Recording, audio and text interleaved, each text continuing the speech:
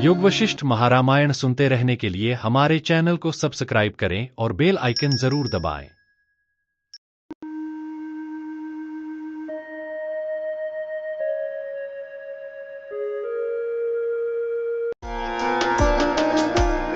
योग वशिष्ठ महारामायण निर्वाण प्रकरण सर्व 11। जिस दृष्टि से हरिहर आदि जीवन मुक्त होकर स्थित है, सब कुछ ब्रह्म स्वरूप ही है, इत्याकारक उस दृष्टि का श्री राम जी को उपदेश। पूर्व में उपदिष्ट ही विषय का पुनः पुनः जो विभिन्न प्रकारों से उपदेश दिया जाता है, वह उपदेश्य विषय के बोध की दृढ़ता के लिए है।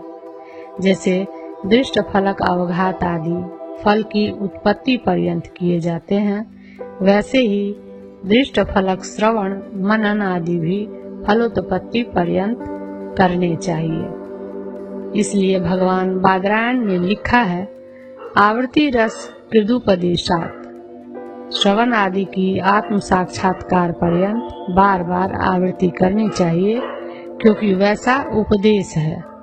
इस रहस्यभूत तत्व का आलस्य दोष के परिहार के साथ उत्साह उत्पन्न करने के लिए उद्घाटन कर रहे महाराज श्री वशिष्ठ जी अविद्या क्षय होने पर परिशिष्ट रूप से रहने वाली दृष्टि का श्रवण करने के लिए श्री राम जी को सावधान करते हैं। महाराज वशिष्ठ जी ने कहा, हे श्री राम भद्र, आत्मस्वरूप के उत्तम परिज्ञान के लिए मैं बार बार इस रहस्य का आपसे कथन या उद्घाटन करता हूँ, क्योंकि हे साधो, अभ्यास के बिना आत्म भावना कभी उदित नहीं होती। आत्म भावना क्यों उदित नहीं होती, इस पर कहते हैं, भद्र, यह अज्ञान अत्यंत बलवान है, इसी का दूसरा नाम अविद्या है। वह अन्य असंख्य जन्मों से चला आ रहा है, अतः वह दृढ़ स्थिति को प्राप्त है। अत्यंत कोटि जन्मों में अभ्यस्त द्वैत वासनाओं से अत्यंत दृढ़ीकृत होने के कारण उसका एक बार के उपदेश से भली प्रकार उच्छेद नहीं हो सकता, यह भाव है। बाह्य और आभ्यंतर चक्षु आदि अत्यंत बलिष्ठ अनेक प्रमाणों से गृहीत होने वाले द्वैत से अभिन्न होने के कारण भी अज्ञान की प्रबलता है। देह की सत्ता दशा में, जीवन जागृत आदि अवस्थाओं में, समस्त इंद्रियों से तथा देह के अभाव में, मरण प्रलय आदि अवस्थाओं में साक्षी से बाह्य और आभ्यंतर सदा उस अज्ञान का अनुभव किया जाता है। अतः उसने अत्यंत घनीभूत स्थिति प्रबलता प्राप्त कर ली है। ज्ञान की सामग्री की दुर्लभता भी दिखलाते हैं। आत्मज्ञान तो सभी इंद्रियों का अविषय है, यानी किसी इंद्रिय से आत्मज्ञान हो नहीं सकता। मन सहित 6 इंद्रियों का क्षय हो जाने पर वह केवल सत्ता प्राप्त करता है। इंद्रियों से जनित वृत्ति का अतिक्रमण कर जो अवस्थित है, वह प्राणियों का प्रत्यक्ष विषय कैसे हो सकता है, क्योंकि वह प्रत्यक्ष वृत्ति का अतिक्रमण कर स्थित है। अतएव पुनः पुनः उपदेश और मनन आदि के अभ्यास की अविद्या रूपी लता की अनेक शाखाओं के छेदन द्वारा सार्थकता है। इस आशय से उपसंहार करते हैं, हे श्री राम जी, हृदय वृक्ष पर लिपटी हुई इस प्रबल अविद्या रूपी लता को ज्ञानाभ्यास रूपी विलास की तलवार के प्रहारों से स्वस्वरूप की सिद्धि के लिए आप काट डालिए। हे राघव, जिस प्रकार राजा जनक जी विदित तत्व होकर भूमंडल में विहार करते हैं, उसी प्रकार आप आत्मज्ञान के अभ्यास में निरत होकर विहार कीजिए। जागते अथवा सोते तथा चलते या बैठते बाहर के व्यवहार रूप कार्य से तथा समाधि रूप अकार्य से विहार कर रहे उस राजा जनक का भी निश्चय मेरे अनुभव के अनुसार ही था।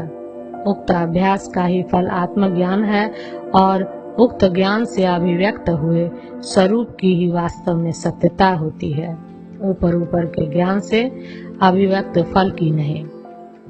भगवान नारायण अपने विभिन्न विभिन्न प्रकार के लीलाचरण के जिस निश्चय के कारण पृथ्वी पर योनि में यानी गर्भवास आदि क्लेशों में अवतार लेकर भी दुख आदि से संबद्ध नहीं होते, वही निश्चय आत्मज्ञान का स्वरूप कहलाता है। हे राघव, जगदम्बा पार्वती के साथ रहने वाले त्रिनेत्र महादेव जी का या रागवर्जित ब्रह्मा का जो भी निश्चय है वही आपको भी हो। हे रामभद्र, देवताओं के गुरु बृहस्पति, दानवों के गुरु शुक्राचार्य, भगवान अंशुमाली सूर्य, चंद्रमा, वायु देवता, अग्नि, महामुनि नारद, महर्षि पुलत्स्य, मैं, अंगिरस प्रचेता, भृगु, क्रतु, अत्रि, शुक्र तथा इन्हीं के तुल्य अन्य जीवित ही रहकर मुक्त यानी जीवन मुक्त विप्रेंद्रों और राजर्षियों का जो आत्मा के विषय में निश्चय है वही निश्चय आपको हो। श्री राम जी ने कहा, भगवान, जिस निश्चय के कारण ये पूर्वोक्त महाबुद्धिमान धीर सुरगुरु आदि शोक निर्मुक्त होकर स्थित है, हे ब्राह्मण, उसका मुझसे तात्विक रूप से वर्णन कीजिए। महाराज वशिष्ठ जी ने कहा, हे महाबाहो, हे राजकुमार, हे समस्त वेद्य पदार्थों के स्वरूप को जानने वाले रामभद्र, जो आपने प्रश्न पूछा है उसका उत्तर स्पष्ट रूप से आप सुनिए। उनका यही निश्चय है, उसी निश्चय को कहते हैं। श्री राम जी को कुछ भी यह भोग्य जगत जाल दिखाई पड़ता है वह सब माइक अव्यवस्थित स्वरूप का परित्याग कर परमार्थ स्वरूप में अवस्थित निर्मल ब्रह्म स्वरूप ही है। संक्षेप से कथित अर्थ को विस्तार कर विशेष रूप से दिखलाते हैं। ब्रह्म ही चित्त है, ब्रह्म ही 14 भुवन है, ब्रह्म ही जीवन परंपरा है, मैं भी ब्रह्म स्वरूप हूँ, मेरा शत्रु भी ब्रह्म स्वरूप है, सन्मित्र बंधु बांधव आदि भी ब्रह्म स्वरूप है, तीनों काल भी ब्रह्म स्वरूप है और वह ब्रह्म में ही अवस्थित है। जैसे समुद्र तरंगों की परंपराओं से अपने स्वरूप में बढ़ता है, वैसे ही अनेक विध पदार्थ लक्ष्मियों से यह ब्रह्म इस प्रकार बढ़ता है। समस्त क्रिया कारक और फल ब्रह्म स्वरूप ही है। ब्रह्म से ब्रह्म का ही ग्रहण होता है, ब्रह्म के द्वारा ब्रह्म का ही उपभोग किया जाता है, ब्रह्म में ब्रह्म ही विवर्तों से ब्रह्म शक्ति अर्थात माया के द्वारा मानो बढ़ता है। इस दृष्टि से कहीं राग द्वेष आदि की प्रसक्ति नहीं होती, इस आशय से कहते हैं। ब्रह्म स्वरूप मेरा अनिष्ट करने वाले मेरे शत्रु का स्वरूप यदि ब्रह्म ही है तो ब्रह्मनिष्ठ के प्रति किसी के द्वारा ब्रह्म में किया हुआ ब्रह्म को छोड़ और क्या हो सकता है। इस परिपूर्ण ब्रह्म में आकाश वृक्ष की नाई कल्पित राग आदि दोषों का अवस्थान प्रसंग ही जब नहीं हो सकता, जो असंकल्प से नष्ट हो जाने वाले हैं, तब उनका बढ़ना ही क्या है। परिपूर्ण स्वरूप इस पर ब्रह्म में ही गमन आदि सब कुछ है। चूँकि परिपूर्णात्मक ब्रह्म ही सुखय रस रूप से प्रस्फुरित स्फुरित होता है, अतः उसमें दुख और सुख कैसे। ब्रह्म ही ब्रह्म में भली प्रकार तृप्त है, ब्रह्म में ब्रह्म ही भली प्रकार अवस्थित है, ब्रह्म में ब्रह्म ही स्फुरित होता है, अतः मैं ब्रह्म से अतिरिक्त स्वरूप वाला नहीं हूँ। श्री राम जी, घट भी ब्रह्म रूप है, पट भी ब्रह्म रूप है, मैं भी ब्रह्म रूप हूँ, यह विस्तृत प्रपंच भी ब्रह्म स्वरूप है, इसलिए मिथ्या राग विराग आदि की यहाँ कल्पना ही क्या है। इस दृष्टि से आत्यंतिक अभय प्राप्ति होती है। भद्र, देह रूप ब्रह्म में मरणात्मक ब्रह्म अपने आप जब मिल गया, तब रज्जु में भुजंग भ्रम की नाई होने वाला दुख मिथ्या कल्पना के अतिरिक्त और हो ही क्या सकती है। इसी प्रकार भोग राग आदि की आत्यंतिक निवृत्ति भी सिद्ध होती है। संभोगात्मक ब्रह्म में देह रूप ब्रह्म के सुख पूर्वक अवस्थित होने पर यह मुझे प्राप्त हुआ, यह व्यर्थ इच्छा किस तरह होगी।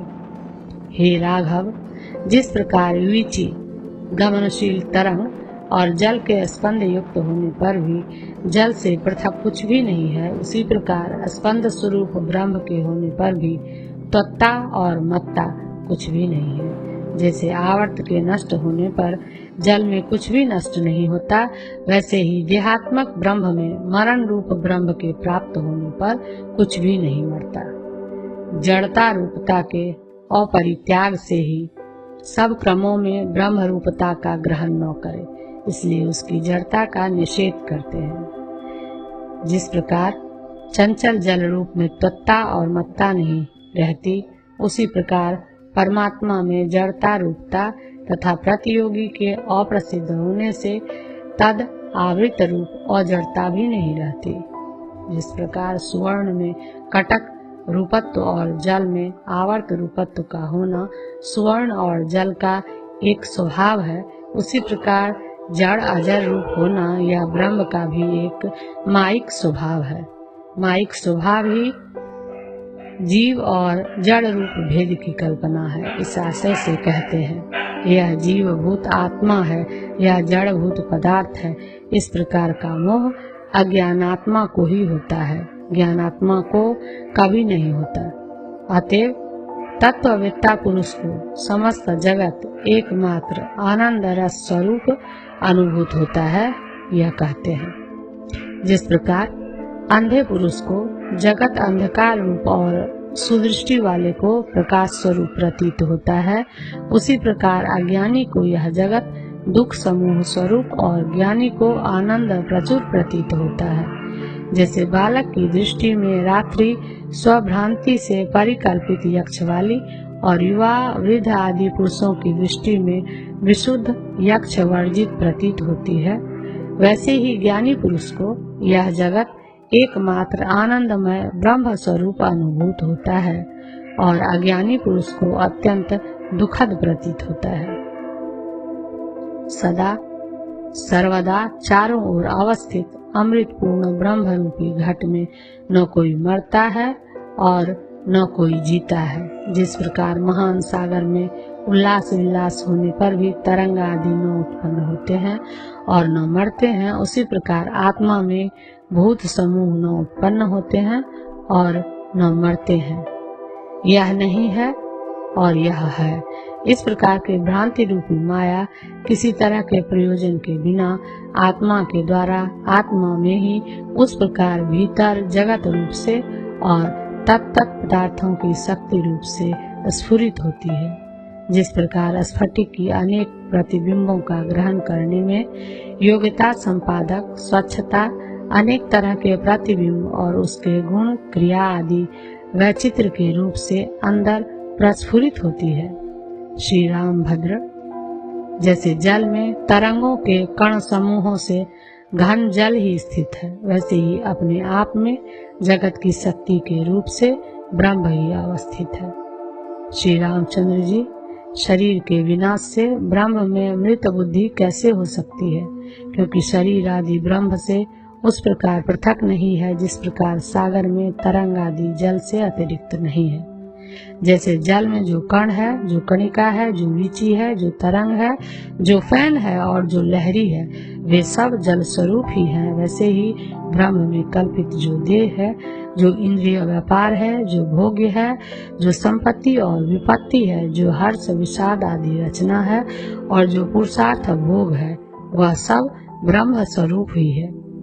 जिस प्रकार सुवर्ण से बनी विभिन्न विभिन्न आकृति रचनाएं सुवर्ण से पृथक नहीं होती है, उसी प्रकार ब्रह्म से हुई चित्र विचित्र देहादि संस्थानों की रचना भी ब्रह्म से विभिन्न नहीं हो सकती। अज्ञानियों को वृथा ही उसमें द्वित्व भावना होती है। मन, बुद्धि, अहंकार, तन्मात्रा, इंद्रिया आदि सब ब्रह्म स्वरूप ही है, उससे भिन्न नहीं है। अतः सुख और दुख का अस्तित्व ही नहीं हो सकता।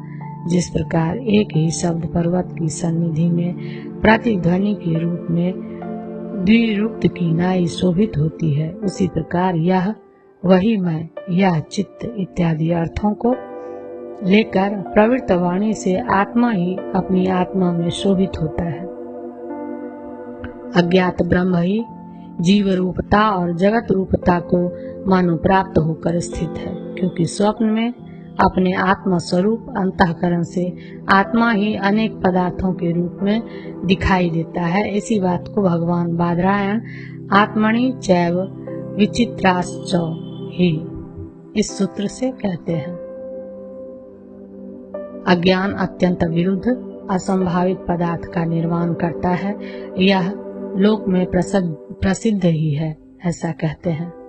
ब्रह्म स्वरूप से न पहचाना हुआ ब्रह्म उस प्रकार अज्ञान रूप हो जाता है, जिस प्रकार सुवर्ण रूप से न जाना हुआ सुवर्ण मृति का रूप हो जाता है। इसीलिए ब्रह्म अज्ञों की दृष्टि से ही अज्ञान स्वरूप है, ज्ञानियों की दृष्टि से नहीं। ब्रह्मवेत्ता महामुनियों का यह मत है कि अज्ञात हुआ स्वयं समर्थ महान आत्मा ब्रह्म ही अज्ञानियों द्वारा अज्ञान शब्द से व्यवहृत होता है।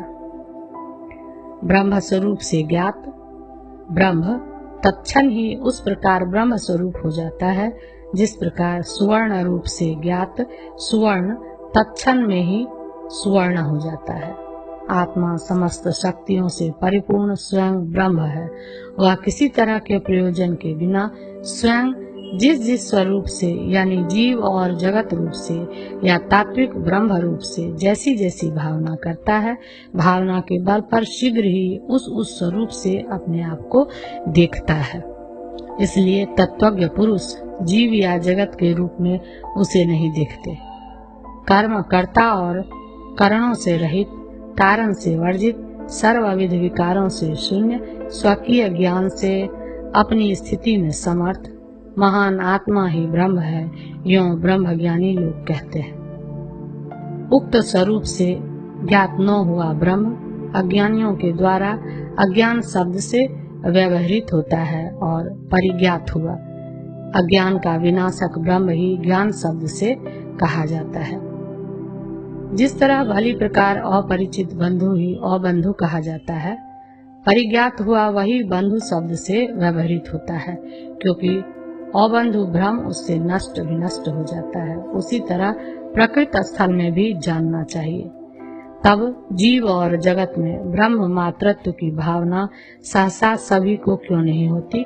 यदि कहिए कि वैराग्य नहीं है, इसलिए वैराग्य के हेतुओं का ही पहले निर्वचन करिए। इस पर कहते हैं, यह समस्त जगत विचार के लिए अयोग्य है, यों अपने अंदर भली प्रकार निश्चित हो जाता है, तभी वह ब्रह्म भावना उदित हो जाती है, क्योंकि इसी एकमात्र विचारणा के द्वारा अयोग्य सुक्ति जगत रजत में मिथ्यात्व हो जाने से रजत की नाई पुरुष भोग्य वर्ग से विरक्त हो जाता है। जगत के विषय में उक्त विचारणा तत्पदार्थ के शोधन के रूप में पर्यवसित होती है। इस आशय से जगदंश में उक्त विषय को स्पष्ट कहते हैं। द्वैत असत्य है। इस प्रकार भीतर द्वैत में असत्यत्व का ज्ञान हो जाने पर वह ब्रह्म भावना उदित होती है। इसी से द्वैत की असत्यता सिद्ध हो जाने के कारण पुरुष द्वैत जाल से विरक्त हो जाता है। जीवांश में भी वह त्वंग पदार्थ के शोधन रूप से पर्यवसित होती है। इस आशय से जीवांश में उसी को स्फुटतया कहते हैं। देह आदि कार्य कारण संघात में नहीं हूँ। इस प्रकार जब भीतर विचार उत्पन्न हो जाता है, तब ब्रह्म भावना उत्पन्न होती है। इसी से अहं भाव में मिथ्यात्व सिद्ध हो जाता है और उससे पुरुष विरक्त होता है। पदार्थ शोधक फलभूत अखंड वाक्यार्थ बोध स्वरूप से भी उसका पर्यवसन होता है। इस आशय से उसमें जीव और जगत रूपत्व के बाध स्वरूप लय का स्पष्टीकरण करते हैं। मैं एकमात्र ब्रह्म स्वरूप हूँ। इस प्रकार सत्स्वरूप ज्ञान होने पर ब्रह्म भावना उदित होती है। उस सत्य निज रूप का परिज्ञान होने पर जीव जगत भाव लीन हो जाता है। अखंडाकार ब्रह्म का अवबोध होने पर स्थित भी जगत सौदेक रस ब्रह्म स्वरूप ही है, पहले की नाई दुख स्वरूप नहीं है। इस आशय से कहते हैं, उस अखंड वाक्यार्थ के अपरिच्छिन्न स्वभाव से आविर्भूत हो जाने पर यह सब एकमात्र ब्रह्म स्वरूप ही है ऐसा जानता हूँ। अपरिच्छिन्न स्वभाव से अखंड वाक्यार्थ के आविर्भूत होने पर जब त्वम अहम और इदम स्वरूप का बाध हो जाता है, तब पूर्व में प्रसिद्ध सत्य चित्त प्रिय नाम और रूप, ये जो जगत गत पंच रूप वस्तु जात है, उन्हें ब्रह्म रूप से जानता हूँ। मुझे न दुख है, न कर्म है, न मोह है, न कुछ अभिलाषा है। पर ब्रह्म स्वरूप में अवस्थान का परम पुरुषार्थ रूप से वर्णन करते हैं। मैं एक रूप अपने स्वरूप में स्थित शोक शून्य तथा ब्रह्म स्वरूप हूँ, यह सत्य है। मैं कला रूपी कलंकों से निर्मुक्त, तुम मैं आदि कल्पनाओं से शून्य हूँ। मैं सर्वविध विकारों से शून्य और सर्वात्मक हूँ। मैं न किसी का परित्याग करता हूँ और न कुछ चाहता हूँ। मैं पर ब्रह्म स्वरूप हूँ, यही नितांत सत्य है। आत्मा में परिच्छिन्नत्व और परोक्षत्व का एकमात्र निराकरण करने के लिए ही त्वम और तत्पदार्थ का परिशोधन किया जाता है। उसका परिच्छिन्नत्व एवं परोक्षत्व का निराश करने पर आत्मा में जब सर्वात्मकत्व का लाभ हुआ, तब तो रक्त मांस आदि रूप देह आदि भी आत्मस्वरूप ही सिद्ध हुए। अतः उनका निराश करना अपेक्षित नहीं है। इस आशय से कहते हैं, मैं ही रक्त हूँ, मैं ही मांस हूँ, मैं ही अस्थियां हूँ, मैं ही शरीर हूँ, मैं ही चिति शक्ति हूँ, मैं ही चेतन हूँ, मैं ही ब्रह्म स्वरूप हूँ, यह निश्चित सत्य है। मैं द्यौ हूँ, मैं सूर्य युक्त आकाश हूँ, मैं दिशा रूप हूँ, मैं विविध पृथ्वी रूप भी हूँ, मैं घट एवं पट का आकार हूँ, मैं ब्रह्म स्वरूप हूँ, यह सत्य है। मैं तृण हूँ, मैं पृथ्वी हूँ, मैं गुल्म स्कंद रहित वृक्ष हूँ, अरण्य आदि भी मैं ही हूँ, पर्वत सागर और प्राणियों का समूह भी मैं हूँ। निश्चय ही एकमात्र ब्रह्मैक्य सर्वत्र स्थित है। ग्रहण परित्याग संकोच आदि जो प्राणियों के व्यापार हैं, वह सभी कुछ तथा ब्रह्म में व्यापक रूप धारण करने वाला चिदात्मा भी मैं ही हूँ। अंकुर टहनी प्रतान शाखा आदि का आविर्भाव चाहने वाले लता गुल्म अंकुर आदि के भीतर स्थित रसात्मक शांत पर ब्रह्म स्वरूप चिदात्मा मैं ही हूँ, जिसमें सब कुछ स्थित है, जिससे यह सब उत्पन्न हुआ है, जिसमें सब कुछ तिरोहित हो जाता है, जो चारों ओर व्यापक रूप से विद्यमान है। अतएव जो सर्वात्मक अद्वितीय आत्मस्वरूप से सम्मत है, वही पर ब्रह्म है, यह निश्चय है। चिदात्मा ब्रह्म सत सत्य रित इत्यादि नामों से व्यापक चैत्य शून्य चैतन्य मात्र स्वरूप ब्रह्म तत्व ही सर्वत्र कहा जाता है। विषय संसर्ग शून्य चैतन्य मात्र स्वरूप निर्मल समस्त भूतों के स्वरूप का अवबोधक सर्वत्र स्थित शांत चिद ब्रह्म का ब्रह्म ज्ञानी अनुभव करते हैं। यदि शंका हो कि प्रतिपुरुष मन बुद्धि और इंद्रियों की वृत्तियों का पार्थक्य होने के कारण आत्म चैतन्य में भेद का प्रत्यक्ष अनुभव होता है, फिर वह अद्वितीय ब्रह्म स्वरूप कैसे हो सकता है?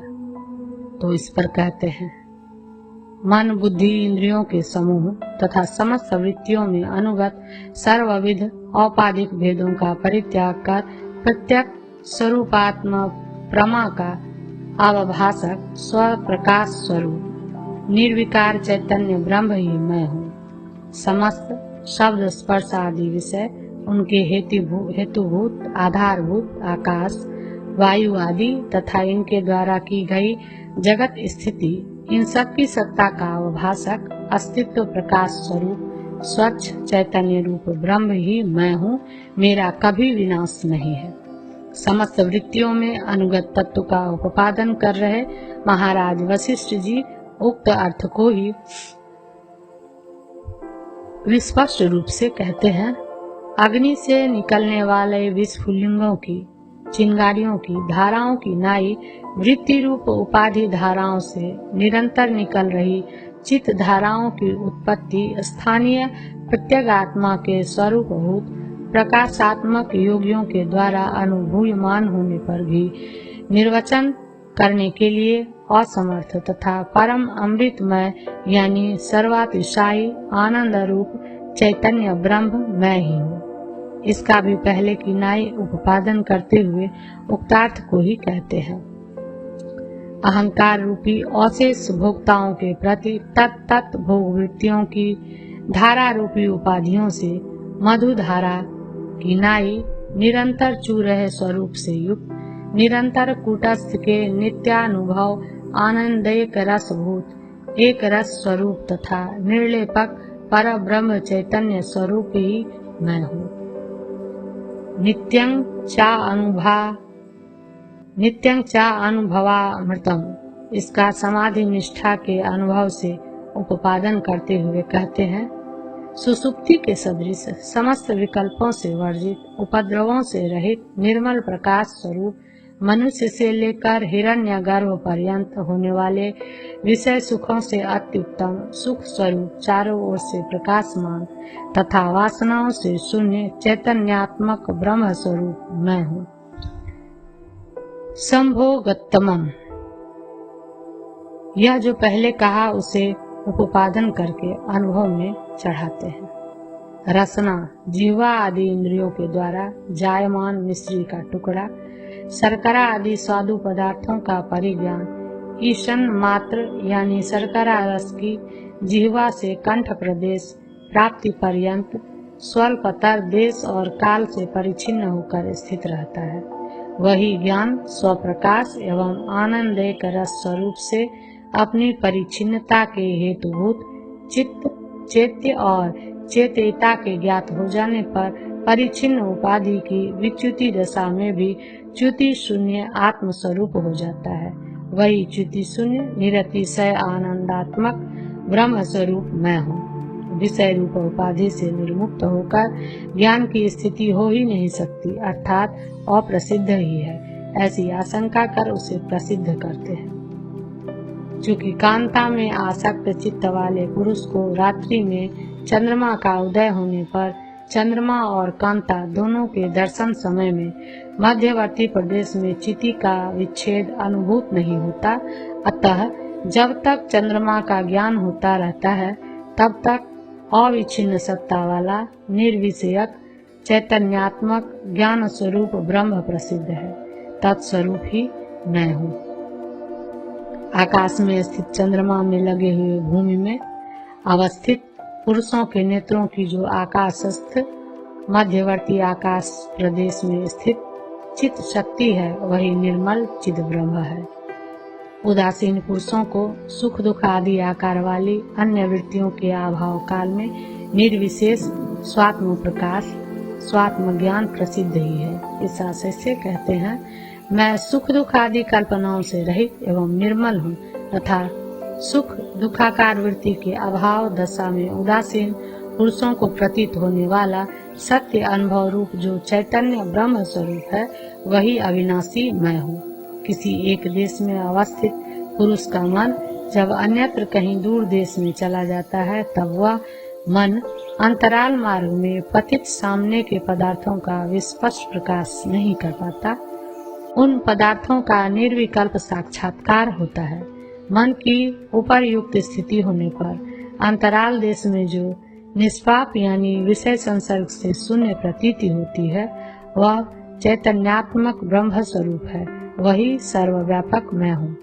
पृथ्वी जल वायु और बीजों का सम्मेलन होने पर अंकुरादि रूप कार्यों में बाहर निर्गमन के अनुकूल जो चिति शक्ति भीतर विद्यमान है वह व्यापक ब्रह्म है, वही मैं हूँ। स्वयं अपने जड़ स्वभाव में अवस्थित खजूर नींब और बिंब आदि फलों के रस विशेषों में भीतर विद्यमान रसना वृत्ति से अभिव्यक्त हुई प्रकाश स्वरूप जो स्वाद सत्ता है वह चिदात्मक ब्रह्म है, वही मैं हूँ। इष्ट की प्राप्ति और अप्राप्ति होने पर आनंद और खेद से युक्त जो संवित्ति प्रसिद्ध है वही यदि शास्त्रानुसारी हुए मनन से विशोधित होने पर आनंद एवं खेद से निर्मुक्त हो जाए तो वह ब्रह्म स्वरूप हो जाती है, ऐसा कहते हैं। मननोदय से विशोधित हुई संवित्ति, इष्ट प्राप्ति और इष्ट अप्राप्ति दोनों अवस्थाओं में आनंद और खेद से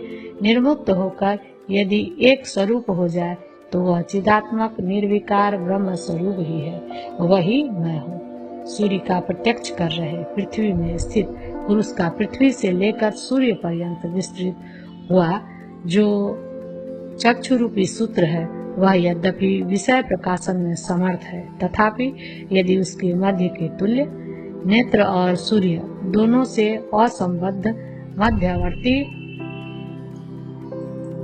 भाग के सदृश विषय प्रकाशन से निर्मुक्त हो जाए तो वह शांत निर्मल व्यापक परब्रह्म स्वरूप चित ही मैं हूँ, वही मैं हूँ। इसी प्रकार जागृत आदि तीनों अवस्थाओं का साक्षी आत्मा ही सुसुप्ति आदि का परित्याग होने पर तुर्यभूत ब्रह्म स्वरूप है, यूं कहते हैं। जागृत, सुसुप्त तथा स्वप्न सभी अवस्थाओं में साक्षी रूप से निरंतर उदित उन अवस्थाओं से शून्य आदि अंत से रहित तुर्य स्वरूप विकार वर्जित चिदात्म ब्रह्म ही मैं हूँ। सैकड़ों खेतों से उत्थित गन्नों में भीतर स्थित स्वादु रस के सदृश सैकड़ों पुरुषों के भीतर एक रूप से अवस्थित हुआ वही चैतन्यात्मक ब्रह्म है, तद्रूप मैं हूँ। सूर्य की सर्वत्र व्यापक स्वाभाविक स्वच्छ स्वरूप प्रभा की नाई प्रकाश करने वाली कमनीय चिति ही ब्रह्म है। इन दृश्यमान पदार्थों के रूप से वही विस्तृत हुई है, तत्स्वरूप मैं हूँ। संभोग आनंद रूपी अंश से युक्त अमृत स्वाद की शक्ति से समन्वित अपने एकमात्र अनुभव के स्वरूप भूत जो अविनाशी ब्रह्म है, वही मैं हूँ। उसकी नखाग्र से लेकर सभी अंगों में व्याप्ति है और देह का छेद होने पर भी उसका विच्छेद नहीं होता। जिस प्रकार कमल के डंठल में मृणाल में विद्यमान सूत्र कमल के सारे शरीर में व्याप्त होकर रहने पर भी गुप्त मुख और छेदन एवं भेदन करने पर प्रस्फुरित रूप होकर दिखता है, उसी प्रकार सारे देह में व्याप्त होकर रहने पर भी गुप्त मुख एवं शरीर के छेदन एवं भेदन होने पर साक्षी होकर स्फुरित रूप होने वाला निर्विकार चिद ब्रह्म मैं हूँ। समस्त जल को आक्रांत करने वाली वायु की गति से गतिशील और छोटे छोटे जलकणों के रूप ग्रहण करने वाली विस्तृत मेघ माला के सदृश समस्त लोकों को आक्रांत करने वाली वृत्ति रूप उपाधि के स्पंदन से स्पंदमान एवं सूक्ष्म जीवात्मक कल्पित आकार वाली जो विस्तृत चित्त शक्ति है, वही मैं हूँ। जिसका सार अनुभव मात्र से गम्य है, जो स्नेह से चिकनाहट और उत्कट प्रेम से उपलक्षित है तथा जो दूध में घी की सत्ता की नाई क्षय रहित चित सत्ता है, वही मैं हूँ। जो कंकण बाजूबंद एवं केयूर की रचना सुवर्ण में सुवर्ण सत्ता की तरह स्थित है, वैसे ही इस देह में सर्वत्र व्यापक चिद ब्रह्मात्मक की जो सत्ता है, वही मैं हूँ। पर्वत आदि पदार्थ समुदाय के बाहर एवं भीतर सर्वदा अनुगत रूप से सत्ता वाली जो चिति है, वही मैं निर्लिप्त आत्मा हूँ। निखिल अनुभव वृत्तियों के भेदों का जो स्वाभाविक आदर्श अर्थात दर्पण है और जो मल लेखा यानी अज्ञान पंक्तियों का अविषय है, वह महान चित तत्व मैं हूँ। जगत स्वामी होने से जो संपूर्ण इच्छाओं का फल देने वाला है, अग्नि सूर्य आदि तेजों का जो प्रकाशक है और सभी ग्राह्य वस्तुओं के ग्रहण का प्रयोजन रूप होने के कारण जो संपूर्ण उपादेय पदार्थों की चरम सीमा है, ऐसे चिदाकार आत्मा की हम उपासना करते हैं, जो संपूर्ण अवयवों में विश्रांत एवं संपूर्ण अवयवों से परे है तथा जिसका सदा सर्वदा विकसित स्वरूप है, ऐसे चिदाकार आत्मा की हम उपासना करते हैं। घट पट तीर कुआं आदि में सदरूप से स्थित जरायुज अंडज स्वेदज एवं उद्भिज इन चतुर्विध शरीरों में स्फुरनशील अथवा इन चतुर्विध शरीरों की चेष्टाओं में निमित्तभूत तथा जागृत अवस्था में भी सुसुप्ति की नाई परमार्थतः निर्विकल्प स्वरूप से स्थित चिदाकार आत्मा की हम अभेद रूप से उपासना करते हैं। अग्नि आदि में उष्णता आदि के सत्ता स्वरूपों का चित्त से ही स्फुरण होने के कारण परमार्थता, उष्णता आदि भी चित्त स्वरूप ही है, इस आशय से कहते हैं। अग्नि में उष्णता रूप, हिम में शीतलता रूप, अन्न में माधुर्य रूप, छेदन हेतु तीक्ष्ण छुरे में तीक्ष्णता रूप, अंधकार में कृष्णता रूप और चंद्र में श्वेतता रूप चिदाकार आत्मा की हम अभेद रूप से उपासना करते हैं। बाहर एवं भीतर सर्वत्र प्रकाश स्वरूप से विद्यमान अपने आत्म पदार्थ में स्थित और प्रत्येक आत्मा रूप साक्षी रूप होने के कारण समीप में हृदय प्रदेश में स्थित होने पर भी अज्ञान से दूर प्रदेश में स्थित हुए चिदाकार आत्मा की हम उपासना करते हैं। मिश्री आदि समस्त मधुर पदार्थों में माधुर्य रूपता को, मिर्च आदि तीखे पदार्थों में तीक्ष्ण रूपता को प्राप्त हुए चिदाकार आत्मा की हम उपासना करते हैं। जागृत अवस्था, स्वप्नावस्था एवं सुसुप्ति अवस्था में एक रूप से स्थित तुरीय पद और उससे भिन्न अन्य पदों का अतिक्रमण कर परम पद में अवस्थित सभी स्थलों में सर्वदा समरूप होने से रहने वाले चिदाकार आत्मा की हम उपासना करते हैं, जिसके सभी संकल्प अर्थात मानस कर्म शांत हो गए हैं, जो निखिल कामों में रहित है और जो सभी प्रकार के क्रोध से शून्य है। ऐसे चिदाकार आत्मा की हम उपासना करते हैं। विषय भोग की उत्कंठा से शून्य, प्रयत्न से रहित, चेष्टा से वर्जित, एकमात्र परिपूर्ण तथा अंश और अहंकार से रहित चिदाकार आत्मा की हम उपासना करते हैं, जो सब भूतों के भीतर अवस्थित है, सर्वात्मक होते हुए भी जो दुरधिगम्य एवं एक रूप है तथा जो असंख्य प्रतिबिंब भूत चैतन्यों का जीवों का आरंभक है। ऐसे चिदात्म स्वरूप को मैं प्राप्त हो गया हूँ। जागृत, स्वप्न एवं सुसुप्ति को करने वाले, त्रैलोक्य में रहने वाले देह रूप मोतियों की माला में व्याप्त तंतु रूप से स्थित चिदात्म रूपता को मैं प्राप्त हो गया हूँ।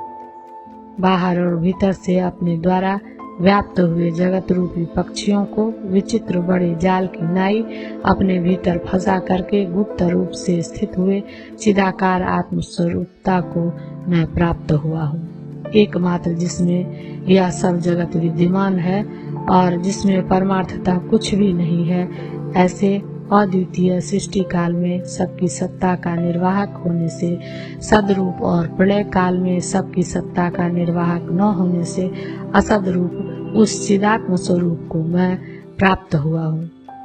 अत्यंत विश्वास के योग्य अथवा चिदेक रस पूर्ण रूप संपूर्ण सुख लेशों के प्रतिष्ठाभूत और सभी प्रकार के विहारों में स्थित उस चिदात्म रूप को मैं प्राप्त हुआ हूँ।